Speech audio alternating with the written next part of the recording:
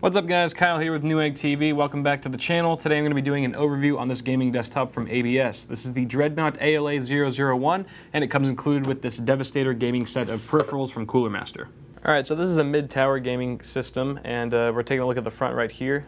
By the way, the entire system is made of a plastic construction. It is painted black.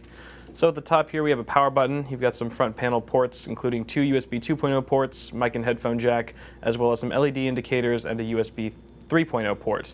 You have a reset button off there to the right, and just below that in your first 5¼ inch bay you have a combo read and write DVD player, and below that is a secondary 5¼ inch optical drive if you want to slot in something of your choice for expandability in the future, and you also get an SD card reader for both SD and micro SD card formats.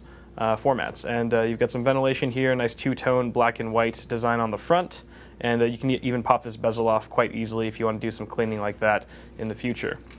Looking at the left side of the case, you've got a nice side panel window so you can kind of appreciate the internals of your system. And you also have some ventilation here with a 120mm intake fan located just below your video card to give you some additional airflow there. On the back, you have a 120mm exhaust fan. You've got some motherboard input-outputs here. Starting from the top, you've got two PS2 ports for your mouse and keyboard, some video outs for D-Sub as well as dual-link DVI, two USB 2.0 ports, two USB 3.0 ports, two more USB 2.0 ports, Ethernet port, and some integrated 7.1 channel audio. These are your video card outputs. You've got an HDMI, D-Sub once again, and dual-link DVI as well. You've got 1, 2, 3, 4, 5, 6, 7 expansion slots, and there's a quick look at the back of your power supply with the switch as well. On the right side, not too much going on here except an indented side panel to give you a little bit more room for your cable management. Really quickly, I wanted to point out the dimensions of this system. It measures in at 17 inches deep, 17 inches tall, as well as 7.5 inches wide. On the top of the chassis, you don't have much going on here. This is just a regular flat black panel that cannot be removed. And on the bottom you have 4 plastic feet to give your case a little bit of elevation, and you also have a removable dust filter that sits just beneath your power supply.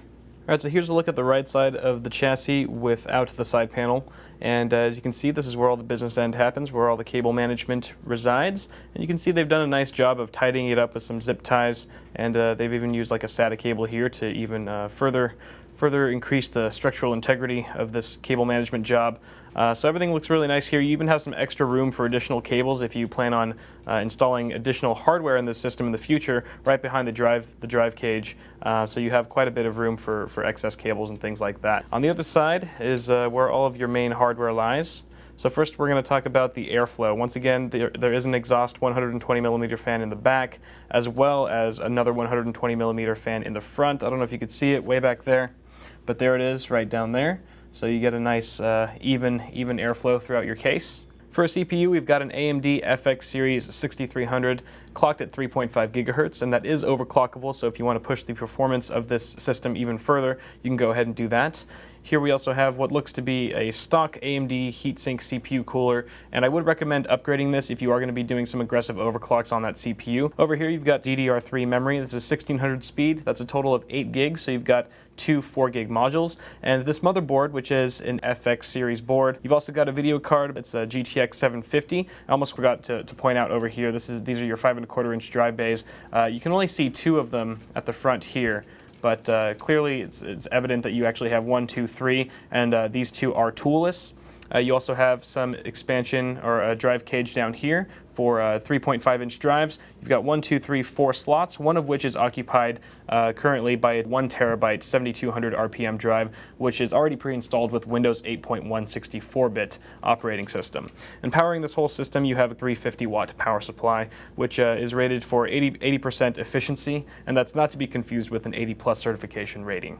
Alright, so as I mentioned earlier, this gaming PC also does come with a few gaming peripherals from CM Storm Cooler Master. So starting off with the keyboard, this is a membrane keyboard which uses rubber dome switches, and it is fully backlit with blue LEDs. So all of the keys will light up in blue. You can also turn that LED function off if you don't want it, but there it is. In case you want to game in dim or lowly lit environments, you have that option available to you.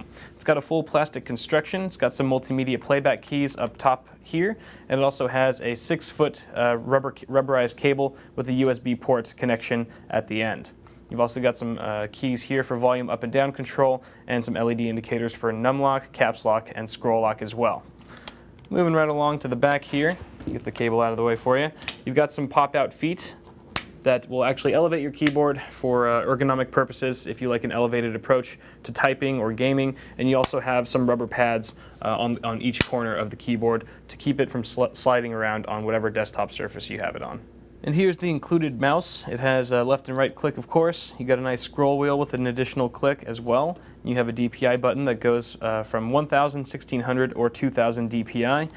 So you can adjust that to your preference. It also has some rubber pads on both sides for added grip, and you also get a forward and back button as well. It's got a very flat design, so it's pretty good if you're not a claw user, a claw grip user for certain mice. It is a laser mouse, and it does have a 1.8 USB cable as well. Alright guys, and that wraps up this video. Once again, this has been the ABS ALA001 Dreadnought, and also includes the Devastator gaming set of peripherals from Cooler Master. I'm Kyle with Newegg TV. If you guys enjoyed this video, be sure to subscribe to the channel for more tech videos, and we'll see you guys next time.